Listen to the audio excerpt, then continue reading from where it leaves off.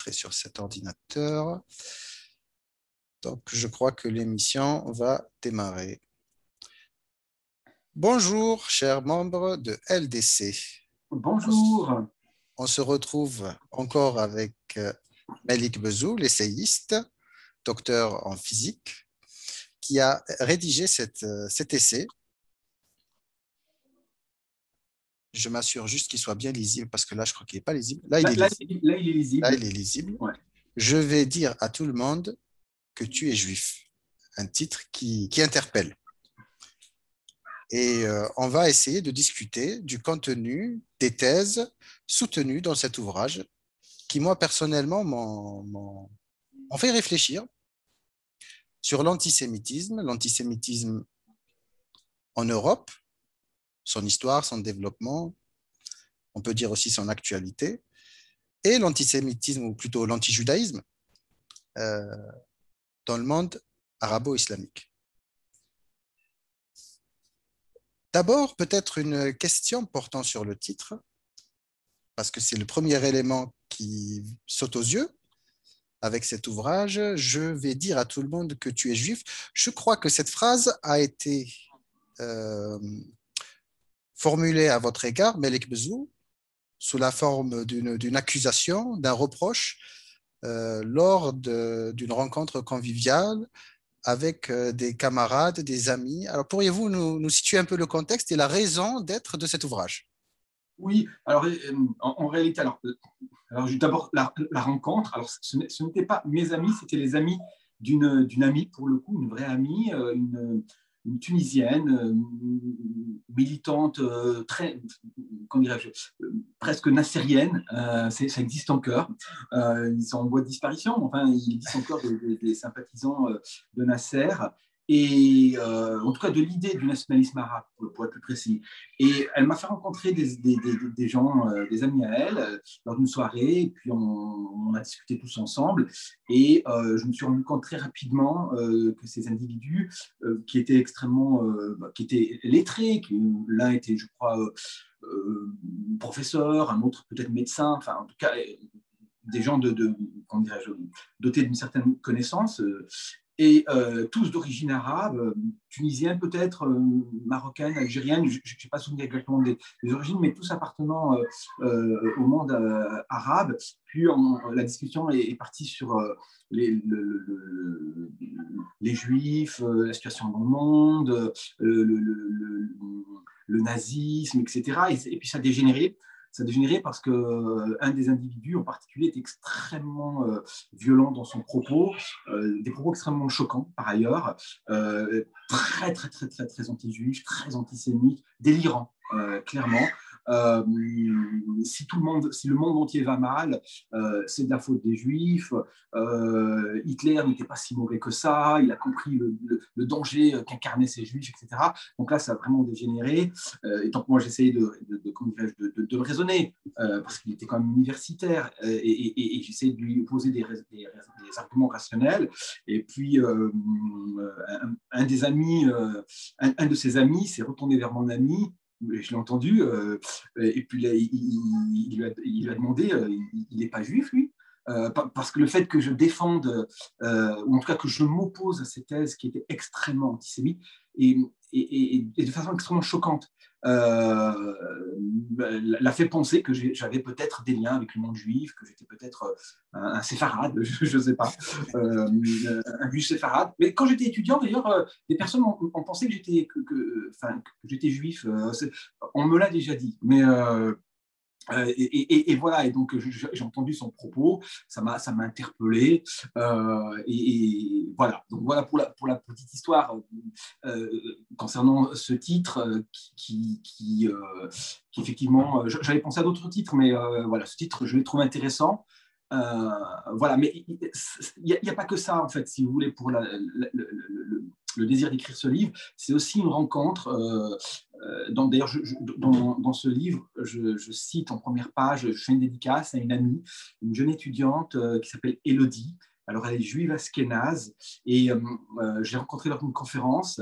On a discuté, elle a voulu échanger avec moi, on a commencé à échanger par mail. Elle a été touchée par mon intervention et puis une relation épistolaire s'est faite et puis on s'est rencontrés. Et puis elle a raconté son histoire et son histoire est absolument bouleversante. Elle aurait pu ne pas naître parce que sa grand-mère, durant la Seconde Guerre mondiale, elle a failli être raflée Ah oui.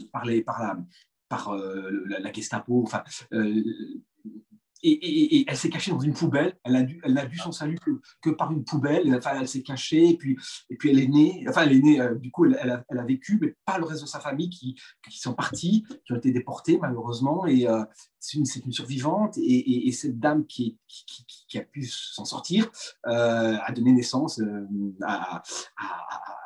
entre autres à cette jeune fille, Élodie. Et du coup, Élodie, face à ce désastre, à cette horreur absolue qui est l'extermination des Juifs pendant la Seconde Guerre mondiale, elle m'expliquait son mal, cette grande difficulté à croire en Dieu. Et tout ça m'a beaucoup chamboulé, en plus elle avait une très belle plume, et donc ça m'a donné l'idée de creuser le sujet, parce que par ailleurs il y a aussi des choses très très marquantes dans le monde arabe. Moi j'ai le souvenir d'une personne de nationaliste arabe qui me disait dans les années 90, si le monde arabe va mal, c'est à cause des Juifs qui ont comment dirais-je, propagé le virus de l'islamisme. Le but de l'islamisme, c'est de détruire le nationalisme arabe, de détruire la nation arabe. C'est une thèse que j'avais déjà entendue dans les années 90. Et de l'autre côté, les islamistes disent un peu la même chose concernant le nationalisme arabe. Ils disent le nationalisme arabe, c'est une invention des Juifs dont le but est de disloquer la Oumma. Donc, Oui. voilà. C'est pathologique, c'est très réducteur. Et ça fait longtemps, en fait, que tout ça est en moi, avec la réalité de ce qu'on vit, avec le Moyen-Orient qui n'en finit pas de s'embraser, le conflit israélo-palestinien qui n'en finit pas. J'ai eu cette envie effectivement de creuser, mais pour moi d'abord, je voulais comprendre. Je voulais comprendre, et là, je vais découvrir quand même des choses qui sont terrifiantes, notamment comment les Juifs ont été traités en Europe. Je le savais, de par l'école, puis la Shoah, mais je ne savais pas que c'était, qu'il y avait aussi, je veux dire, tous ces pogroms. Tout le monde a entendu parler des pogroms, donc ce sont ces massacres de populations juives en Europe, dans les pays de l'Est, mais pas seulement. Et puis surtout, ça a commencé dès le Moyen-Âge, en fait, avec les croisades. Et c'est terrifiant. C'est terrifiant parce ça ne va jamais s'arrêter. Et ça m'a aussi permis comment dirais-je, de comprendre au fond l'idée sioniste. Parce que j'ai lu des textes terribles. Je me rappelle, et ça m'a beaucoup marqué. On est en Biélorussie dans les années 1917-1918, il y a beaucoup de troubles, etc. Il y a un climat révolutionnaire qui est en train d'émerger, et il y a un antisémitisme très virulent dans ces régions-là, en Europe de l'Est, mais c'est vrai dans toute l'Europe d'ailleurs. Hein. Un rabbin alerte les autorités religieuses pour leur demander de l'aide, parce qu'ils savent que une envie que des massacres vont être commis par des populations, par les paysans, etc., qui sont surchauffés par la propagande anti-juive. Et la réponse donc de ces orthodoxes, elle est la suivante. Nous ne vous aiderons pas. Vous êtes le peuple déicide, vous allez subir ce que vous devez subir parce que vous le méritez. Vous méritez ce que vous devez subir, vous êtes la lie de l'humanité, vous êtes détestable et nous ne vous aiderons pas. Et entre 1917 et 1922, pour cette région-là, Biélorussie, Ukraine, etc., un pogrom terrible va entraîner la perte de entre 100 et 150 000 juifs. Et c'est terrifiant. J'ai pu voir quelques photos.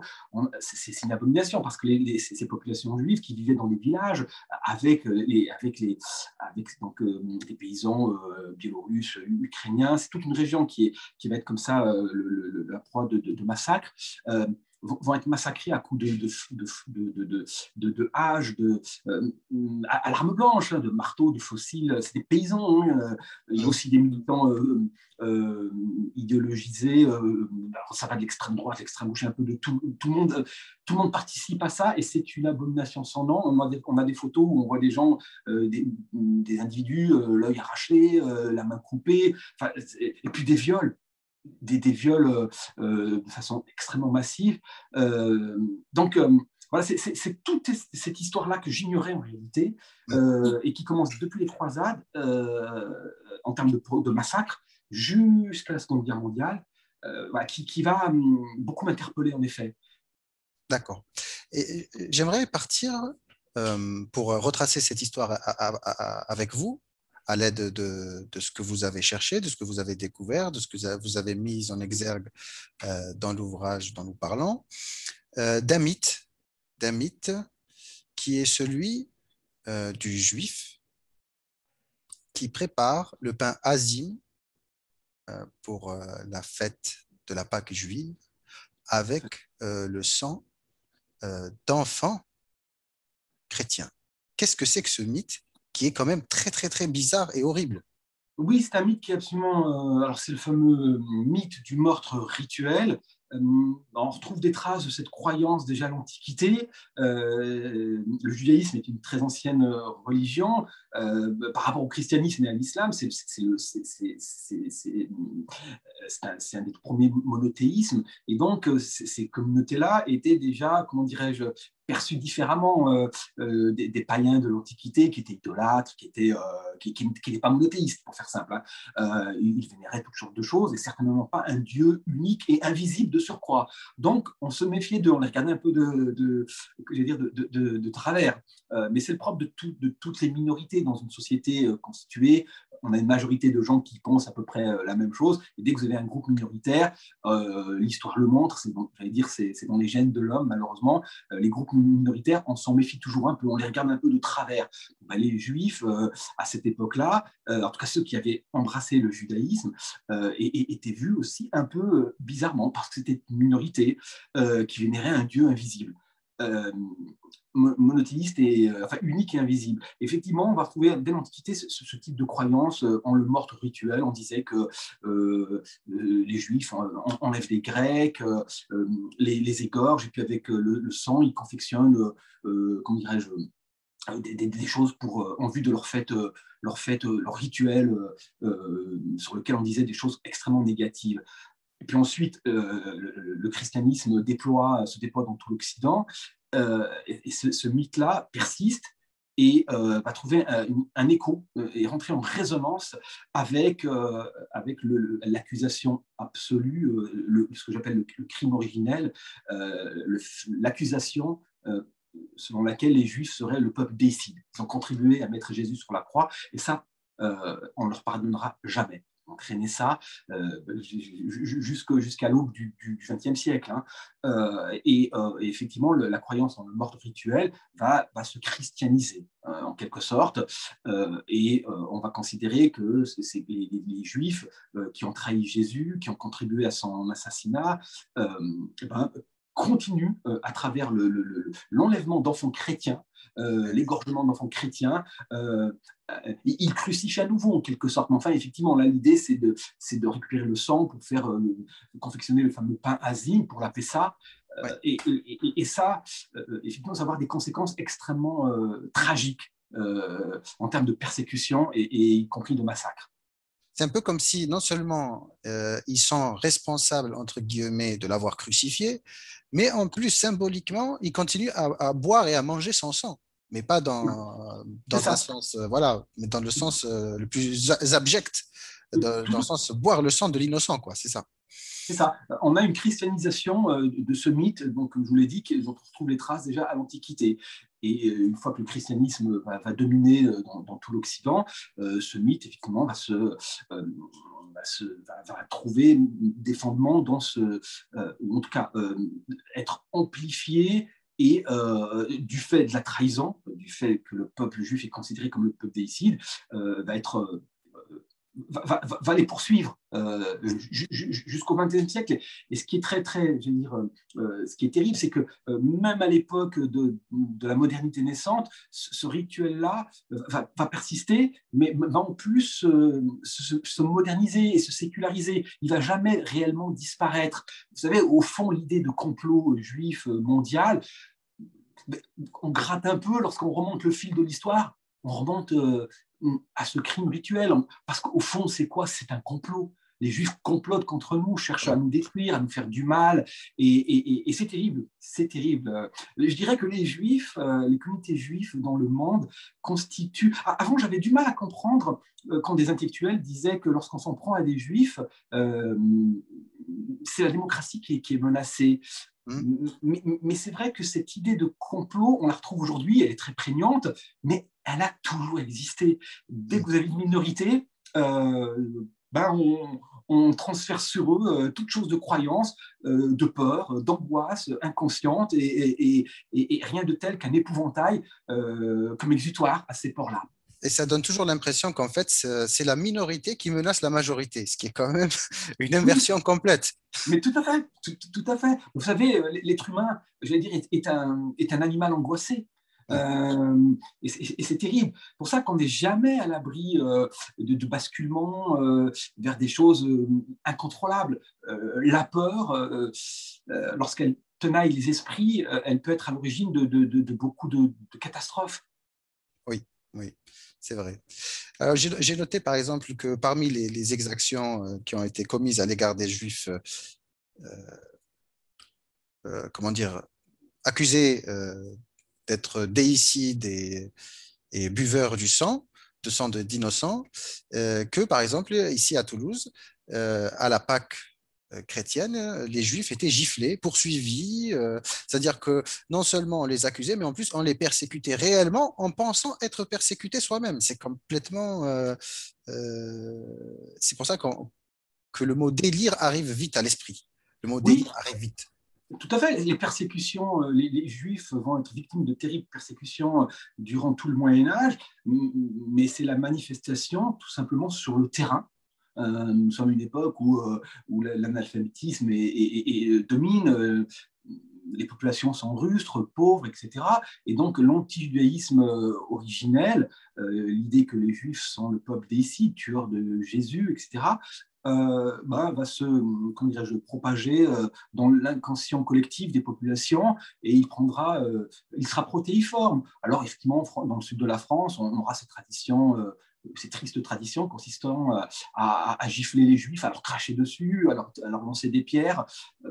C'est qu'une facette des persécutions, mais il y a bien plus dramatique que ça, Oui, j'allais dire. bien sûr, bien sûr. Oui, bien sûr.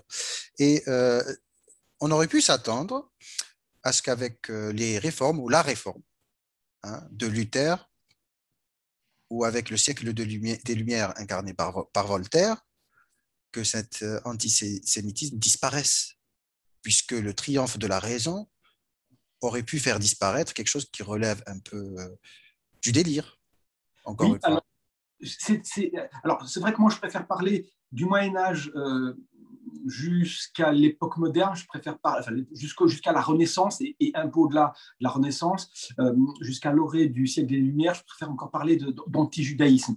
C'est un antijudaïsme qui va se diffuser dans toute la société et donner lieu à tout type de persécution, etc. L'antisémitisme, c'est autre chose. C'est un sentiment sécularisé, détaché de la religion. On peut être antisémite et athée. D'accord. L'antijudaïsme, c'est vraiment a comme matrice une espèce de christianisme, de croyance donc, chrétienne, en le fait que que les Juifs sont le peuple déicide. L'antisémitisme, c'est plus lié à la race, à la biologie, D'accord. à l'hérédité. Mais en réalité, et je reprends souvent l'exemple de... C'est pour ça que je parle de judénodiomie dans mon livre. Alors, c'est quoi la judénodiomie? Parce que j'avais beaucoup de difficultés à... Je ne peux pas parler d'antisémitisme au Moyen-Âge. on ne parle pas de race à cette époque-là. Oui, On est vraiment dans l'expression de l'antijudaïsme chrétien. Au début du 19e siècle, là, on peut commencer à parler d'antisémitisme. Bon, mais avant, c'est un peu plus compliqué. On a encore une vraie prégnance du sentiment religieux dans la société. Et là, il est plus pertinent de parler d'antijudaïsme. Alors, moi, j'ai utilisé ce concept de judénodiomie. Alors, judaïne, c'est un mot allemand qui veut dire juif, et odium est un mot latin qui veut dire rejet, détestation de. Donc, judénodiomie, c'est le rejet, la détestation des juifs. Et l'avantage de cette terminologie, de ce mot, c'est qu'il est intemporel. La d'accord. judénodiomie, elle peut être catholique, chrétienne au Moyen-Âge, et elle peut être de type antisémite au 19e D'accord. siècle et au 20e siècle. Bon. Édouard Drummond, par exemple, et d'autres antisémites français ou européens pouvaient être complètement athées et pour autant être habités par une haine des Juifs maladive. Encore qu'Édouard Drummond, je ne sais plus, il était proche de l'Église, il avait des sympathies avec l'Église, est-ce qu'il était croyant, je ne sais pas, mais c'est pas le sujet. Donc, voilà pour le terme judénodiomie. Et pardon, du coup, je perds la question. Vous me Alors, la disiez. question, c'était comment se fait-il qu'avec le siècle des Lumières Ah, ou avec la d'accord. Réforme, par exemple, on n'a pas eu comment dire, une disparition de cette judéno-diomie? Judénodiomie. Alors, tout simplement, là, je vais prendre comme exemple la chimie avec Lavoisier, donc grand chimiste français du XVIIIe siècle de mémoire, qui a dit, et il l'a constaté, la matière, enfin, rien ne se perd, rien ne se crée, tout se transforme. Et c'est vrai, c'est un principe de la physique, des sciences. La matière, elle peut exister sous différentes formes, mais elle ne disparaît pas. Elle ne se crée pas spontanément et elle ne disparaît pas. Elle peut se transformer. Et donc, d'où ce principe, rien ne se perd, rien ne se crée, tout se transforme. Vous prenez, maintenant, vous appliquez ça au sentiment anti-juif, qui était sous forme anti-judaïque au Moyen-Âge et à la Renaissance. Cette masse de préjugés, de sentiments extrêmement négatifs, d'hostilité vis-à-vis des Juifs, ne peut pas disparaître comme ça du jour au lendemain. Elle va simplement évoluer, suivre son petit bonhomme de chemin et aller vers une forme plus sécularisée, je dirais presque peut-être plus raciale. Donc c'est l'antisémitisme, mais elle ne disparaît pas. Elle ne peut pas disparaître parce qu'elle a une extrême imprégnation très très très forte dans toutes les strates de la société occidentale. Les Juifs sont vraiment détestés, montrés du doigt. Alors vous me dites Luther, oui, Luther a eu au départ a été plutôt bienveillant. Il a écrit des choses où il a dénoncé le comportement de l'Église vis-à-vis des Juifs. Mais il va évoluer, malheureusement, et aller lui-même vers un anti-judaïsme des plus virulents. Il suffit de se pencher sur ses écrits, c'est terrible. D'ailleurs, les nazis, certains théoriciens du nazisme, et de mémoire, il me semble que c'est Hitler et d'autres, vont promouvoir l'enseignement de Luther à l'école parce que Luther a écrit des choses absolument abominables sur les Juifs. Mais il a évolué, mais dans un sens extrêmement négatif. Au début, j'allais dire, il était philosémite, plutôt favorable aux Juifs, et puis ensuite, il bascule dans le côté obscur. Alors ça s'explique parce qu'il était quand même convaincu que son message réformiste allait attirer les Juifs vers le christianisme. Il n'en sera point. Les Juifs vont rester dans leur tradition judaïque, j'allais dire, monothéiste surtout, et ça va beaucoup agacer Luther. Il était convaincu qu'avec la bonne parole, au fond, en épousant les valeurs de l'Évangile, on ne fera pas, on a un esprit fraternel, on guide, et il était convaincu qu'avec les évangiles, les Juifs rapidement reviendraient vers la vérité, sa vérité à lui. Non, ça ne sera pas le cas. Et donc, il sera extrêmement déçu. Et puis, le fait que les Juifs aient le Talmud, enfin, donc il va dire des choses, voilà, il va s'en prendre à eux, il sera très déçu, et d'où un antijudaïsme extrêmement virulent. Et alors, ensuite, Voltaire. Alors là, on passe vers quelque chose. Alors Voltaire ne fera pas de l'antijudaïsme catholique ou chrétien. Non, Voltaire représente vraiment cette évolution de la judéno-diomie, ou en tout cas pour que les gens comprennent bien, de l'hostilité vis-à-vis des Juifs, elle perd sa dimension religieuse pour se séculariser. Voltaire, d'ailleurs, lorsqu'il parle des Juifs, les textes sont très forts en termes de charges violentes anti-juives. Il les décrit sous le forme d'un peuple hostile aux autres, ennemi d'hospitalité, sans bravoure, détestant sans aucune miséricorde. Enfin, il va dire sur eux des choses terribles, mais il n'y a plus de considération religieuse. Il ne va pas les décrier et les accuser d'être le peuple déicide. Voltaire, bien qu'il ne soit pas athée, il est déiste, il est anticlérical. Il ne va certainement pas utiliser des arguments religieux pour dénoncer les Juifs, mais il va les dénoncer de façon sécularisée, je dirais presque laïque. On voit clairement comment cette judéno-diomie, c'est-à-dire cette masse de sentiments extrêmement hostiles vis-à-vis des Juifs, elle était chrétienne à l'époque, au Moyen-Âge, et puis elle se rationalise, elle se sécularise au fur et à mesure. Et puis après le siècle des Lumières, avec la révolution naturaliste, Darwin, Lamarck, etc., avec la montée de la pensée racialiste, du racisme scientifique, on est au 19e siècle, où on étudie tout à l'aune de la race, de la biologie et de l'hérédité. Ça, c'est très important. On croit que les populations, il y a une hérédité, et donc l'idée de race, les Juifs ne vont pas échapper à ça. Donc les Juifs vont être racialisés, mais de la pire des façons, parce qu'ensuite on va aller jusqu'à l'antisémitisme nazi, où là on va parler d'extermination. Et donc, après cet antisémitisme nazi, qui a été quand même le summum d'horreur que le peuple juif a connu, me semble-t-il. C'est le summum, évidemment. C'est le summum. C'est le summum. Après coup, l'Europe a quand même eu une crise de sa conscience, une réflexion sur ce qui s'est produit, un bilan, une remise en question profonde qui a abouti quand même à des politiques de mémoire pour ne jamais revivre ce passé tragique qu'on espère avoir dépassé du coup. Et ça nous amène quand même à une approche de comparaison qu'on va bien paraître dans votre écrit. On n'a rien de tel, rien de comparable à la Shoah dans l'histoire du monde arabo-islamique, mais on a quand même une histoire de judéno-diomie. Donc on n'est pas dans l'antisémitisme tel qu'il a été exprimé à partir du 19e siècle, c'est-à-dire un antijudaïsme racialisé, sécularisé. On n'est pas non plus dans l'antijudaïsme chrétien, mais il y a quand même quelque chose. Et j'aimerais une explication sur ce qu'on trouve de judéno-diomie venant du monde arabo-islamique. Alors, tout à fait. Alors, cette judéno-diomie, dans le monde arabo-musulman, elle va être réelle, mais et il fallait retenir une chose, elle sera sans commune comparaison avec ce qui va se passer en Occident. Alors, la raison essentielle, c'est que tout simplement, dans le monde musulman, les Juifs ne sont pas le peuple déicide. Les Juifs n'ont pas, dans les dogmes même de la religion musulmane, les Juifs ne sont pas le peuple déicide. Tout au plus, ils sont un peuple prophéticide, un peuple tueur de prophètes, comme le rappellera, le soulignera Ibn Taymiyyah, ou bien Ibn Hazm, mais surtout Ibn Taymiyyah, qui va, lui, théoriser un peu cette idée que les Juifs sont le peuple prophéticide, peuple tueur de prophètes.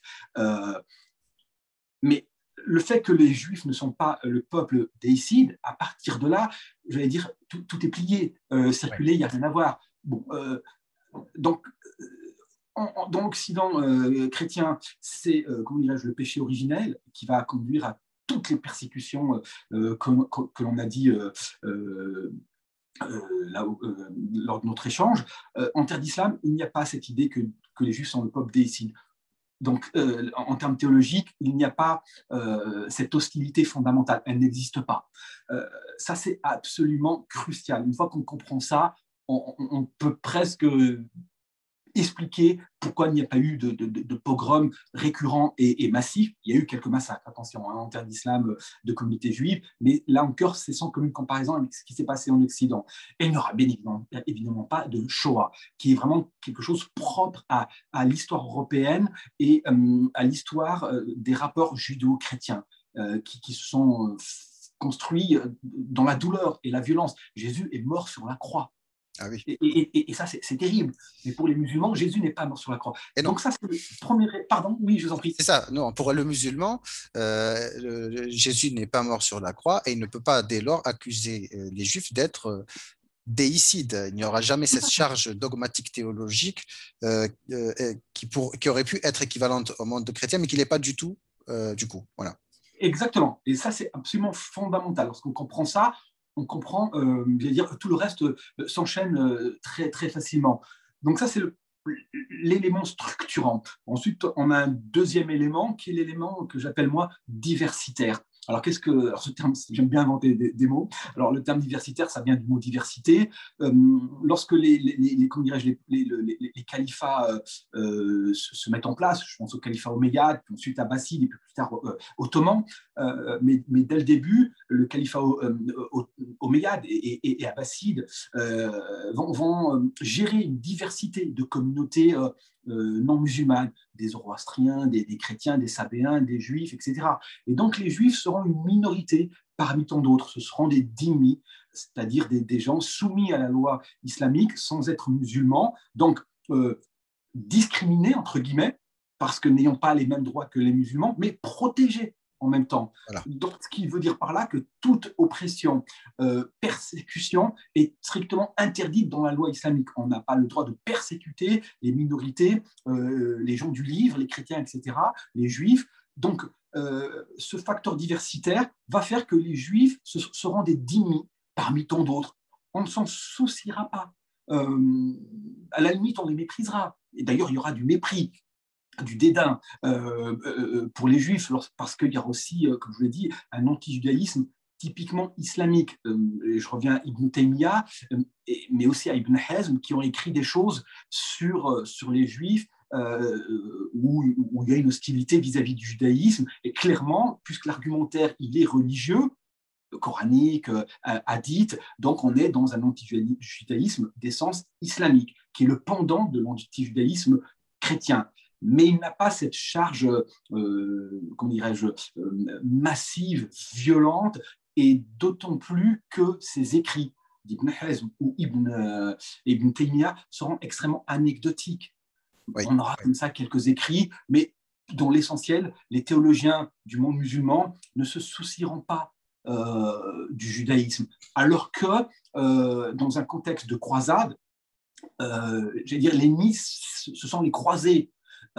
Du côté de l'Occident, on écrit beaucoup de textes très hostiles aux prophètes de l'islam, de textes très hostiles aux sarrasins, et donc vous aurez une réponse naturellement des théologiens musulmans qui vont verser aussi dans ce qu'on appelle l'apologétique, dans le but de défendre l'islam, et donc on aura, j'allais dire, une guerre de plumes qui va accompagner les croisades.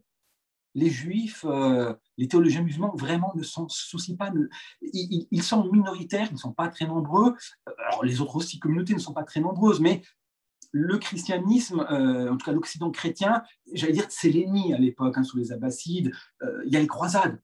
Et puis il y a les écrits très hostiles développés en Occident contre les musulmans, enfin contre les sarrasins et le prophète.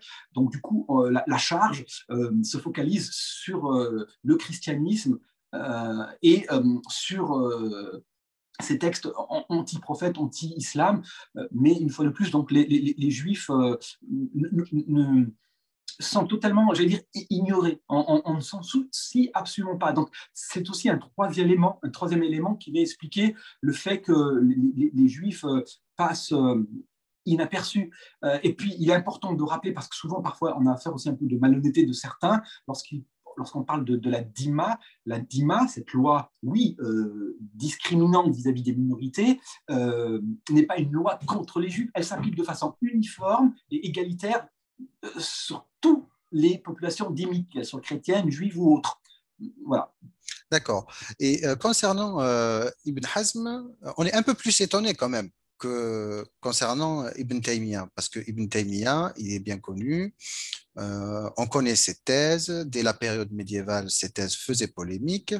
Rappelons qu'il avait été mis en prison par les savants ulama de son époque déjà, parce qu'il le trouvait un peu particulier dans ses opinions, un peu tranché et un peu extrême.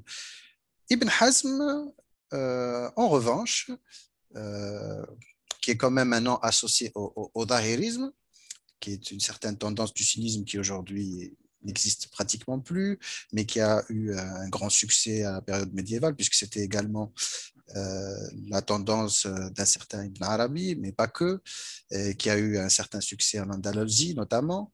On est étonné pardon, qu'une telle figure, qui a aussi brillé par ses talents littéraires, verse dans une forme de jidénodiomie spécifique à l'islam, et peut-être que la figure d'un juif de pouvoir, de cour, Samuel ibn Nagrela, qui est une figure qui me paraît importante, en tout cas qui m'a beaucoup intéressé, nous explique un peu cette rivalité qui a pu exister entre des intellectuels musulmans et la figure de l'intellectuel juif.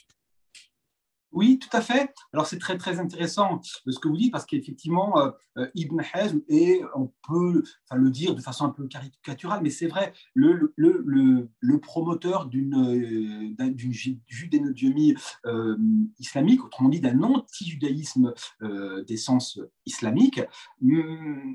Parce que Ibn Hazm va reprocher à j'ai toujours du mal à Ibn Nagrela, qui était effectivement, qui avait des responsabilités extrêmement importantes à la cour, auprès du calife. Donc ça montre bien que les juifs en terre musulmane pouvaient monter très haut dans la hiérarchie du pouvoir, jusqu'à être Premier ministre. Chef de guerre, chef militaire. D'ailleurs, lors de campagnes militaires, on avait des généraux juifs qui dirigeaient les armées musulmanes. Et ça, on l'oublie. C'est important de le redire et d'insister, ce qui montre par ailleurs que les juifs et musulmans, pour reprendre d'ailleurs les propos du chercheur franco-israélien Michel Abitbol, les juifs et musulmans, c'est 1000 ans de cohabitation et malheureusement un petit siècle de guerre. Mais donc, il y a toute cette richesse qui est historique, patrimoniale, qu'il est important de remettre au goût du jour. C'est aussi le but de cet objectif. Donc, pour revenir à Ibn Hazm, oui, il était en colère et très agacé par Ibn Nagrela, et il a fait une note ou un livre qui s'appelle La réfutation d'Ibn Nagrela, le juif, et c'est dans ce fascicule qu'effectivement il développe des thèses qui relèvent effectivement de l'antijudaïsme islamique. Mais malgré tout, la charge, même si elle est dure parfois, même si elle relève effectivement, on voit de l'hostilité évidente vis-à-vis du judaïsme, elle est comme surtout focalisée sur Ibn Nagrela. Ibn Hazm en veut beaucoup à ce personnage. Il en dit des choses terribles, il généralise, mais Ibn Hazm est très, très, très, comment dirais-je, désespéré de la situation de l'Espagne musulmane, qui est divisée, ces fameuses taïfas, des émirs de toutes parts. En fait, ce califat est en train de se désagréger parce qu'il y a énormément de, comment dirais-je, de corruption, de petits hommes politiques qui ne cherchent qu'à perdurer et à garder leur siège. Et ils ont perdu l'idée d'unité et de faire vivre ce califat qui est en train de se désagréger en petits émirats. Et donc, Ibn Hazm, d'ailleurs, va fuir, il va partir en exil, et il en veut à Ibn Nagrela, d'où c'est écrit. Donc, il faut le replacer dans son contexte. Mais oui, indéniablement, il a développé des thèses typiquement anti-judaïques. Mais elles seront, et ça c'est important de le dire, elles seront extrêmement marginales. Elles ne vont pas, si vous voulez, avoir des conséquences, elles ne seront pas reproduites, comme c'est le cas en Occident, où les écrits anti-juifs, qu'ils soient religieux ou sécularisés, surtout à la Renaissance avec l'imprimerie naissante, vont se diffuser dans toute la société. Bon, Ibn Hazm, ses écrits restent anecdotiques et marginaux. D'accord. Et on a vraiment l'impression du coup que c'est contextuel, que c'est particulier, que c'est personnel aussi à l'égard d'Ibn Nagrila. Et Tout là, à il y a fait. une forme de rivalité entre les deux. Et puis, c'est une manière aussi d'en vouloir peut-être davantage aux musulmans eux-mêmes qui ont laissé leur cours aux princes musulmans, hein, qui ont laissé leur cours devenir désunir en fait, hein, de critiquer la fameuse désunion hein, qui a causé les régimes des taïfas et puis la dislocation de Tout à fait. l'Empire omeyyade en Andalousie. Et puis, on pourrait parler aussi peut-être également de la... Pardon, Oui, pardon, juste, bien sûr, juste bien un sûr. mot. D'ailleurs, le titre même de l'œuvre d'Ibn Hazm s'appelle Réfutation d'Ibn Nagrela, le juif.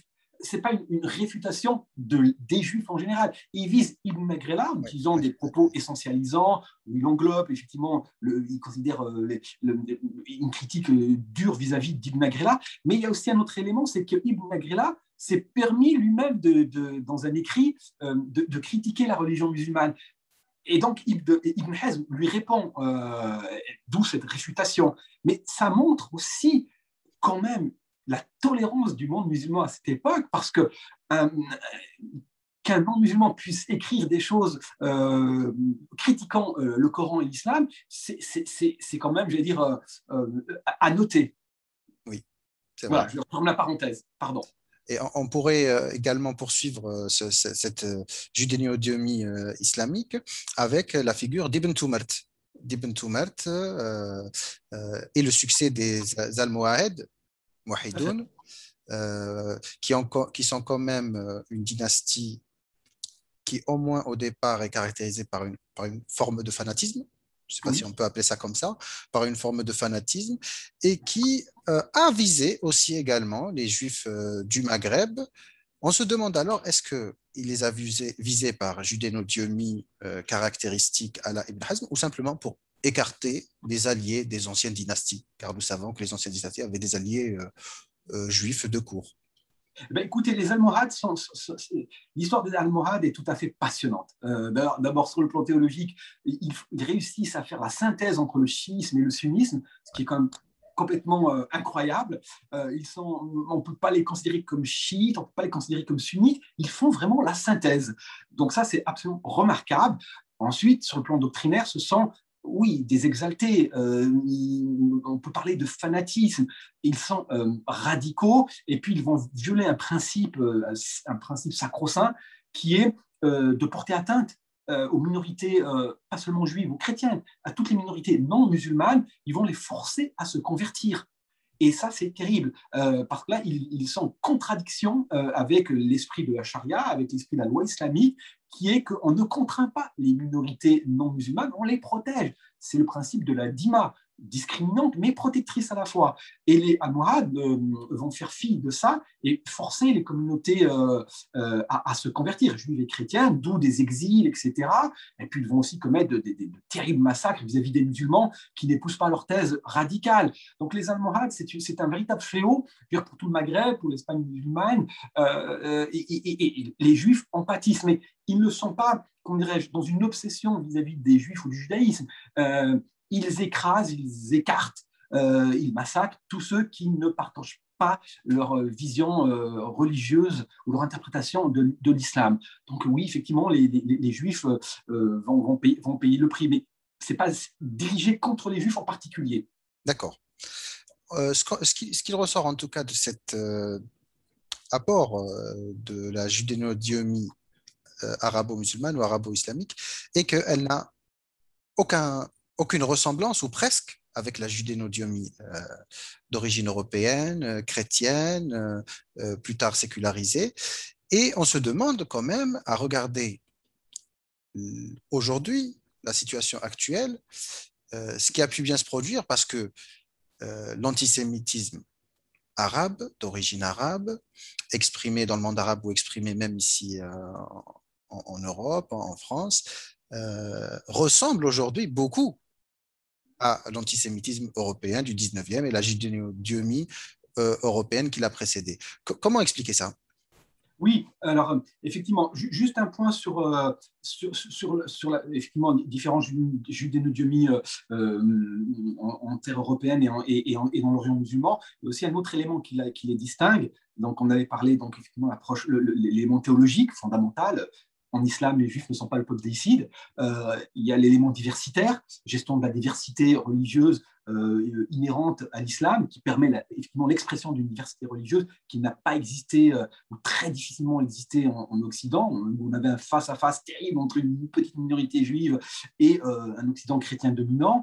On se rappelle de la chasse aux hérétiques, de la chasse aux sorcières. Donc tout ce qui est altérité, l'Occident chrétien du Moyen-Âge, ça a été un peu compliqué. Les Juifs, de surcroît peuple déicide, ça va être très compliqué pour eux. Pour les musulmans, les juifs, je l'ai dit, ce sont des dhimmis parmi tant d'autres. Et puis, un autre élément fondamental, c'est toujours bien de le dire, c'est que la judéo-domie occidentale se caractérise par sa dimension extrêmement massive.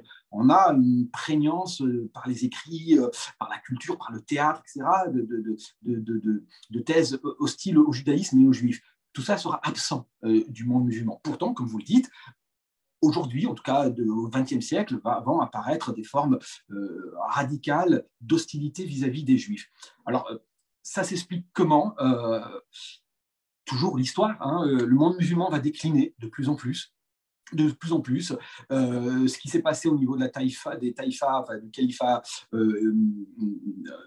islamique en Andalousie, on va voir, j'allais dire, plus ou moins la même chose avec le califat ottoman qui va se désagréger et disparaître. On a déjà les Abbassides qui disparaissent, et c'est à ce moment-là que les Arabes quittent l'histoire, sortent de l'histoire sur la pointe des pieds. C'est la fin pour eux, et ils deviendront des sujets de l'Empire ottoman, mais lui-même va disparaître parce qu'il ne va pas se réformer à temps, et alors que l'Occident est, je vais dire, dans une position de croissance culturelle, scientifique, de réforme, de réflexion, d'autocritique. C'est le début de la sécularisation, etc. Le monde musulman va rester figé, et cette fixation va entraîner la chute. Et un déclin qui n'en finit pas. Nous sommes dans un déclin.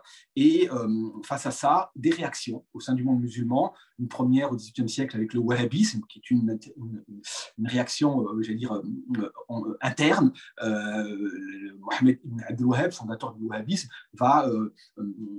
courant hétérodoxe et radical du hanbalisme, va chercher à purifier en combattant le soufisme et le chiisme, et jeter les bases d'une intolérance religieuse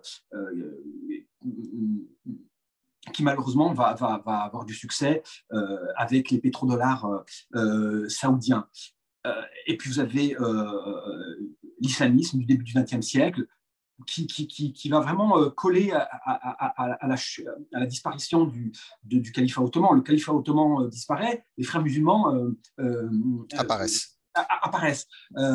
Donc on voit bien, parce que là on est dans un contexte de pénétration culturelle européenne, mais aussi physique, hein. Napoléon rentre en Égypte, l'Algérie bascule dans le giron de la France, l'Angleterre pénètre aussi l'Orient musulman. Donc non seulement il se désagrège, mais en plus il part en lambeaux, si vous voulez, il est dépecé. Et donc vous avez une réaction endogène du monde musulman, presque de survie, qui est le repli théologique en situation de phase de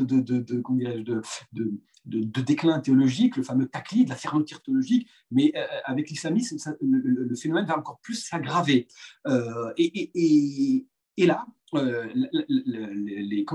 la pénétration culturelle de l'Europe, l'influence de la pensée européenne, c'est aussi les idées antisémites qui vont se diffuser via certains auteurs, notamment chrétiens, les chrétiens du Moyen-Orient, notamment l'idée du meurtre rituel qui n'existait pas au sein du monde musulman. D'ailleurs, les Ottomans riaient presque de ces fables et de ces mythes qui n'entraîneront aucune adhésion chez les masses musulmanes ottomanes, mais abbassides aussi. Par contre, à partir du XVIIIe et XIXe siècle, on va voir ce type de croyance balbutiante prendre apparaître même au sein des masses musulmanes, certes de façon extrêmement balbutiante, mais de plus en plus. parce qu'il y a une transmission des chrétiens du monde arabe, qui sont nombreux, enfin du monde musulman, que ce soit les Grecs orthodoxes, enfin, les chrétiens des Balkans, les chrétiens des pays du Levant. Ces idées-là vont aussi se diffuser par capillarité. Et au fur et à mesure où le monde musulman décline et la montée des nationalismes juifs et arabes, avec l'idée du sionisme, le fait aussi avec le traité Balfour, la création qui donnera plus tard la création d'un État juif en terre palestinienne, Israël, avec les guerres qui vont s'en suivre, tout ça va précipiter l'apparition de pensées importées d'Europe, l'antisémitisme, qui va se conjuguer à un antijudaïsme islamique. Le résultat de tout ça, c'est que vous aurez trois formes de judéo-domie dans ce monde arabo-musulman et musulman en général. C'est un antijudaïsme islamique classique, celui de l'époque d'Ibn Hazm ou d'Ibn Taymiyyah, remis au goût du jour. Alors, il suffit d'écouter les prêches en Arabie Saoudite dans les années 80, 90, et vraiment, alors là, c'est terrible. Les Juifs sont traités de porcs, de descendants du singe, enfin bref. Et on va justifier à coup de hadith, de Coran. Là, on est vraiment dans l'antijudaïsme islamique. Donc ça, c'est le premier élément de judéo-diomie. On a un antisémitisme typiquement européen qui va être porté essentiellement par les nationalistes arabes. Et puis vous avez une troisième judéo-diomie qui est un mélange d'antisémitisme européen et d'antijudaïsme islamique qui lui va être plutôt porté par les islamistes. Voilà. C'est Saïd Qutb avec sa fameuse note « Notre combat contre les Juifs ». C'est une note essentiellement, majoritairement antisémite, classique, européenne, où il reprend tous les pensifs et préjugés antisémites du 19e siècle et il y rajoute une pincée d'antijudaïsme islamique. Ça va donner un antisémitisme hybride, avec ces deux mamelles, si je puis dire, ou piliers, à la fois religieux et typiquement athées, sécularisés.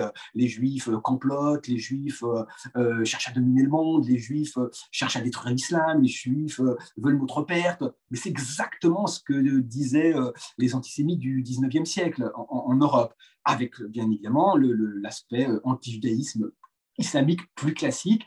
Et tout ça, dans un contexte de crise de conscience du monde arabo-musulman, il est en déclin, avec Israël qui gagne insolemment toutes ces guerres. Les armées arabes sont défaites. Ça suscite, comment dirais-je, des vocations haineuses. Et rien de tel que de prendre, d'épancher ces frustrations, cette colère, parce qu'on est aussi dans un contexte post-colonial, les années 50, 60, il y a tous ces éléments-là dont il faut tenir compte. Mais le résultat, c'est effectivement une judéo-diomie, donc à la fois antisémitisme et anti-judaïsme islamique, et les deux mélangés, qui va malheureusement se déployer et inonder les écrits du monde arabe. Ça sera absolument pathétique.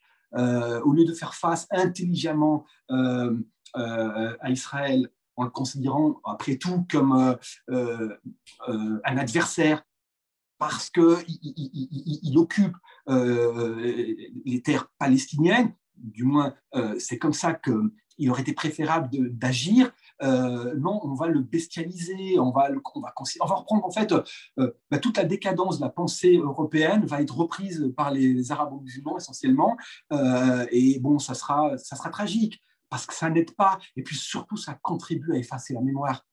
Toute cette richesse, ces échanges. Moi, dans mon livre, je parle de moutazilisme juif. On a eu des échanges extrêmement riches entre les rabbins, je pense à Maïmonide, et à d'autres rabbins de type rationaliste qui ont été influencés par les écrits des moutazilites musulmans, donc ces théologiens qui cherchaient à allier foi et raison. Donc, et puis le vivre ensemble. Certes, tout n'a pas été rose et tout n'a pas été un long fleuve tranquille, je le dis dans mon livre. On a eu des massacres à Fès, à Grenade, au Yémen, bien évidemment, il y a eu des épisodes terribles, mais globalement, et de l'aveu même de spécialistes du sujet, les Juifs ont vécu en terre d'islam infiniment plus mieux qu'en terre d'Occident. Et s'il fallait résumer en deux lignes, je dirais tout le livre, c'est avec ces quelques mots-là, en Occident, au Moyen-Âge, pour les Juifs, c'était « vous n'avez pas le droit de vivre avec les mêmes droits que nous ». À la Renaissance, avec les ghettos, avec les expulsions des Juifs, c'est « vous n'avez pas le droit de vivre parmi nous ». Et au début de l'époque moderne, c'est les pogroms et la Shoah, vous n'avez pas le droit de vivre.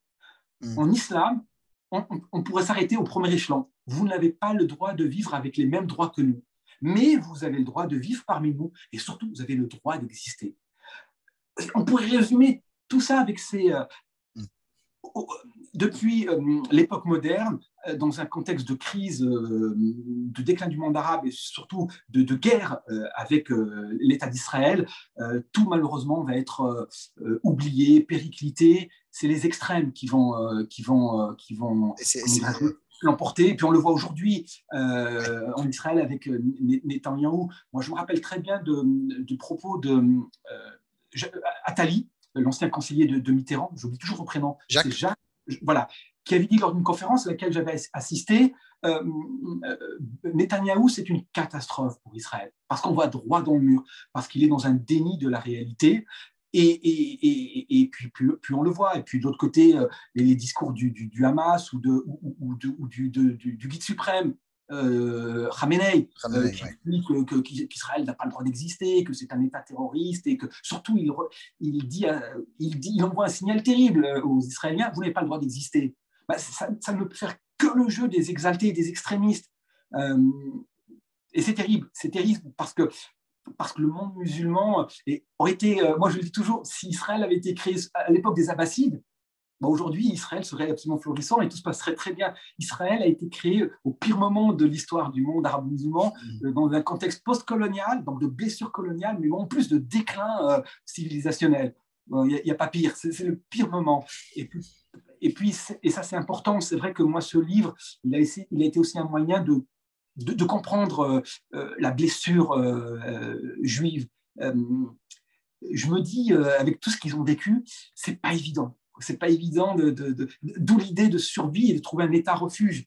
Oui. Parce que les pogroms et la Shoah, ça vous rend fou. Ça vous rend fou. Donc, Israël est vécu comme j'allais dire, une bouée de sauvetage. Il s'y accroche comme... Et ça, c'est vrai que ce serait bien aussi de comprendre ça, mais ça serait bien aussi que du côté israélien, on comprenne la blessure, parce que la perte de la Palestine, c'est pas anodin. Donc, c'est ces blessures qui ne se comprennent pas. Et aujourd'hui, les extrêmes, on fait fi de l'histoire, du patrimoine historique, de tout ce passé-là, et on est dans la confrontation avec tous les drames que l'on voit. Dans le débat d'idées, ce qui peut être utile aussi et peut-être contribuer à la paix, c'est ce que vous avez notamment essayé de faire avec cet ouvrage, c'est-à-dire de retracer l'histoire de cette haine aussi du point de vue des musulmans, des Arabes, parce que bien sûr qu'on peut condamner tous les extrêmes, mais il faut avoir aussi la lucidité sur soi-même, cette autocritique qu'on nous reproche parfois de ne pas suffisamment exercer. Et quand on l'exerce, on se rend compte que, ouais, cet antisémitisme hybride ou judéo-dieumi hybride est quelque part héritée de l'Europe, mais cache ses traces. Elle cache qu'elle est européenne. Seyyed Qutb, il ne va pas montrer qu'il est influencé par l'Occident, alors que le fait qu'il écrive en arabe ne devrait pas nous empêcher de voir que son logiciel est quand même à 95% occidental, que les notions qu'il mobilise, que les auteurs qu'il lit ne sont pas les auteurs de l'islam classique. Ce sont des auteurs occidentaux, bien occidentaux, certes pas les plus reluisants, pas les plus peut-être pas les plus lus, mais qu'en tout cas, il trouve sa source d'inspiration dans les études qu'il a faites et dans le milieu où il a vécu. Je n'irai pas jusqu'à dire Seyyed Qutb et les islamistes d'aujourd'hui, le Hamas, pourquoi pas, on est dans un contexte particulier à l'heure où nous parlons. Je ne dirais pas jusqu'à dire qu'ils sont occidentaux, mais je dirais qu'ils sont occidentalisés et qu'ils le cachent très bien. Et que c'est une tactique quand même, c'est une tactique. Mais tout ça, les écrits de Saïd Qutb, moi, je me suis procuré donc, sa note qui s'appelle Notre combat contre les Juifs. Mais clairement, lorsqu'on connaît un petit peu la question de l'antisémitisme européen, cette note puise essentiellement dans les pensifs et préjugés classiques de l'antisémitisme européen, dans ce qu'ils ont de plus tragique et sordide. Et effectivement, comme je vous l'ai dit, c'est agrémenté de quelques éléments d'antijudaïsme islamique, mais Saïd Qutb n'a rien inventé. La majorité de ses écrits relèvent réellement d'un antisémitisme européen. Et c'est important, effectivement, moi, ce livre, je l'écris, c'est aussi dans l'idée d'être un peu dans l'autocritique, de réfléchir pour avancer, pour me comprendre. Parce que ce qui nous sauvera, c'est le savoir, la pédagogie, la capacité de prendre un peu de recul, de réfléchir sur l'ensemble de ces drames. Et ça, c'est absolument nécessaire et vital. Alors oui, effectivement, vous avez aussi de l'antijudaïsme islamique absolument basique qui a été développé à l'époque, comme je disais, sous Ibn Hazm, Ibn Taymiyyah de façon marginale, et puis qui a pris, comment dirais-je, énormément de place dans les prêches. On se souvient de tel imam prononçant des mots extrêmement négatifs sur les juifs, et c'est terrible, parce que je repense à une anecdote, lorsque, je le dis dans le livre, lorsque à l'époque de Soleiman le Magnifique, la cour, les Ottomans viennent voir le roi de France, et puis il y a toute une discussion on parle de sujets stratégiques. À l'époque, la France est alliée des Ottomans, on l'oublie souvent, parce qu'elle a comme ennemi absolu le Saint-Empire romain germanique, et donc comme le Saint-Empire romain germanique, la grande puissance du moment, avec comme ennemi l'Empire ottoman, c'était les deux blocs, un peu comme dans les années 50, le bloc soviétique, le bloc capitaliste. Il y avait deux superpuissances. À l'époque de François Ier, il y avait deux superpuissances, le Saint-Empire romain germanique et le califat ottoman. Et la France était non pas coincée entre les deux, mais elle avait comme ennemi absolu, existentiel, Charles Quint et son Saint-Empire romain germanique. Et selon l'adage, l'ennemi de mon ennemi est mon ami, elle s'est alliée aux Ottomans, aux grandes dames de l'Église et des Européens par ailleurs. Enfin, bref, juste pour repasser le contexte, donc les Ottomans viennent visiter le roi de France, et puis des échanges ont lieu, et puis entre autres, on va parler des Juifs. Et là, les Français vont expliquer aux Ottomans que les Juifs sont terribles, commettent des choses atroces, abominables, et notamment le crime rituel, le fait d'enlever des enfants chrétiens, de les égorger pour récupérer leur sang afin de confectionner le pain azim pour leurs fêtes religieuses. Les Ottomans sont surpris, estomaqués, en disant mais enfin, que signifie cela? C'est pas possible, jamais les Juifs n'ont commis ne commettent de telles atrocités. En plus, c'est illicite, puisque les Juifs n'ont pas le droit de consommer de sang.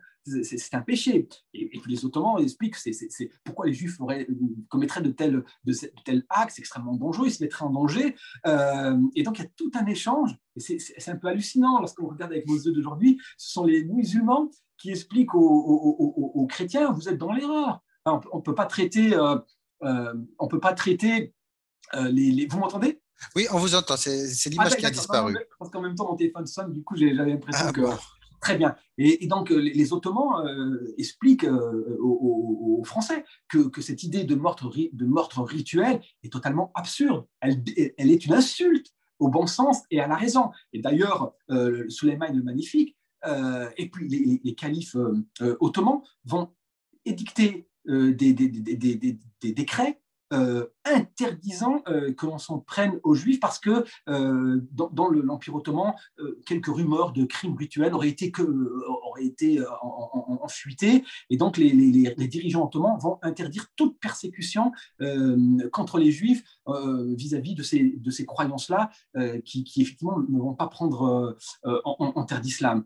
Et tout ça, on l'a oublié aujourd'hui. Donc, le but du jeu, le but de ce livre, c'est aussi de rappeler tout ça, et qu'on n'est pas condamné à la haine, au fanatisme. Il n'y a pas de fatalité. Certes, l'époque est difficile, certes, les extrêmes dominent, mais tout est possible.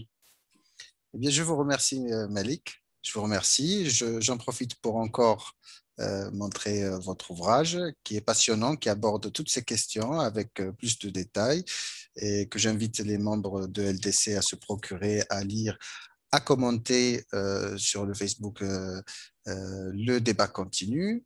Je crois qu'on peut quand même, dans cette période particulière de tension très, très vive entre Israël et la Palestine, appeler à plus de compréhension mutuelle.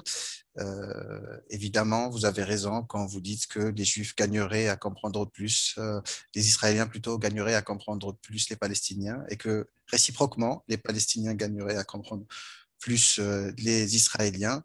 Et je nous invite tous à comprendre notre histoire commune, car elle est pleine de surprises et se comprend pour acquis, comme des haines éternelles et parfois juste une brouille de la veille. Je vous remercie, Malik, et je vous dis à très bientôt sur LDC. Le débat continue. À très bientôt. Merci.